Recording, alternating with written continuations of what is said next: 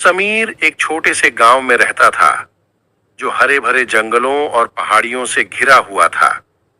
गांव के लोग साधारण जीवन जीते थे और अपने खेतों और जानवरों का ध्यान रखते थे। समीर भी एक साधारण युवक था, लेकिन उसमें कुछ खास था। वह जादू और रहस्य से भरे किस्सों का बहुत शौकीन था। एक दिन जब समीर अपने दोस्तों के साथ जंगल में घूम रहा था, तो उसे एक पुरानी किताब मिली। किताब बहुत पुरानी लग रही थी और उसके कवर पर अजीबोगरीब निशान थे। समीर ने किताब उठाई और अपने घर ले गया। घर पहुंचकर उसने किताब खोली और पाया कि यह कोई साधारण किताब नहीं थी। यह जादू की किताब थी, जिसमें विभिन्न मंत्र और जादुई शक्तियां थीं। समीर ने किताब का अध्ययन करना शुरू किया और जल्द ही उसने कई जादुई ट्रिक सीख ली।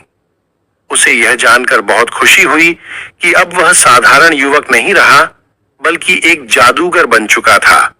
लेकिन समीर नहीं जानता था कि इस किताब के साथ एक अंधेरी सच्चाई भी जुड़ी हुई थी। एक रात जब समीर ने एक खास मंत्र पढ़ा, तो अचानक से कमरे में अजीबोगरीब घटनाएं होने लगीं। दीवारों पर अजीब छायाएं उभरने लगीं और हवा में एक ठंडी सी सिहरन दौड़ गई। समीर को लगा कि वह किसी भूत प्रेत से घिर गया है। उसने तुरंत किताब बंद कर दी, लेकिन उसे एक अजीब सी आवाज सुनाई दी। समीर, तुमने गलत मंत्र पढ़ लिया है। समीर, तुमने गलत मंत्र पढ़ लिया है। अब तुम्हें इस गलती की सजा मिलेगी। समीर का दिल तेजी से धड़कने लगा।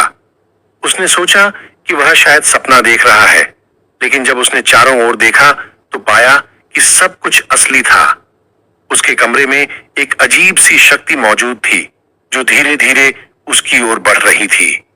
समीर ने डरते डरते किताब खोली और उसमें लिखा था जो उस शक्ति को वापस भेज सकता था, लेकिन उसे पढ़ने के लिए बहुत हिम्मत और सही उच्चारण की जरूरत थी। समीर ने खुद को संभाला और मंत्र पढ़ना शुरू किया, लेकिन जैसे ही उसने मंत्र पढ़ना शुरू किया, वह शक्ति और भी अधिक भयानक हो गई। उसके कमरे में अजीब आवाजें गूंजने लगीं और हवा में अजीब सी बिजली चमकने लगी। समीर ने अपनी सारी हिम्मत जुटाकर मंत्र पूरा किया और अचानक से सब कुछ शांत हो गया। वह शक्ति गायब हो गई और कमरे में फिर से सामान्य माहौल हो गया। समीर ने राहत की सांस ली, लेकिन उसे एहसास हुआ कि यह किताब बहुत खतरनाक थी और उसे इसे किसी सुरक्षित जगह पर रखना होगा। अगले दिन समीर ने किताब को गांव के पुराने मंदिर में छिपा दिया, जहां कोई उसे ढूंढ न सके। उसने सोचा कि अब सब कुछ ठीक हो गया है, लेकिन उसकी जिंदगी में अभी और भी डरावने मोड़ आने बाकी थे। कुछ दिनों बाद गांव में अजीब घटनाएं होने लगीं। लोग कहते थे कि उन्होंने रात में अजीब आवाजें सुनी और कुछ ने तो भूत प्रेत भी देखे। समीर को समझ में आ गया कि यह सब उसी किताब की वजह से हो रहा है। उसने फिर से किताब ढूंढने का फैसला किया और उसे हमेशा के लिए खत्म करने की ठानी। समीर ने अपने दोस्तों को यह सब बताया और उनकी मदद मांगी। वे सभी मिलकर पुराने मंदिर गए और किताब को ढूंढ निकाला। किताब को नष्ट करने का कोई तरीका न मिलते देख समीर ने मंदिर के पुजारी से मदद मांगी। पुजारी ने बताया कि यह किताब बहुत पुरानी और ताकतवर है और इसे नष्ट करने के लिए एक विशेष अनुष्ठान करना होगा।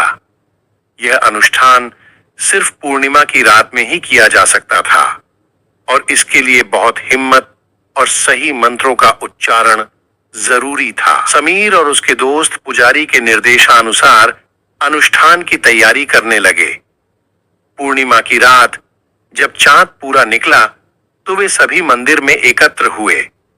पुजारी ने अनुष्ठान शुरू किया और समीर ने मंत्र पढ़ना शुरू किया। अचानक से चारों ओर भयानक घटनाएं होने लगीं। हवा में अजीब सी बिजली चमकने लगी और मंदिर के अंदर एक डरावना माहौल बन गया। समीर ने अपनी सारी हिम्मत जुटाकर मंत्र पूरा किया और अंत में किताब में से एक तेज रोशनी निकली और वह जलने लगी।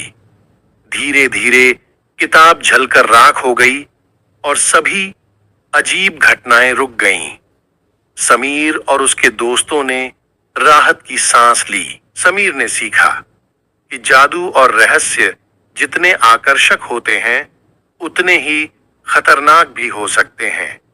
उसने ठान लिया कि अब वह कभी भी ऐसे खतरनाक जादू के चक्कर में नहीं पड़ेगा।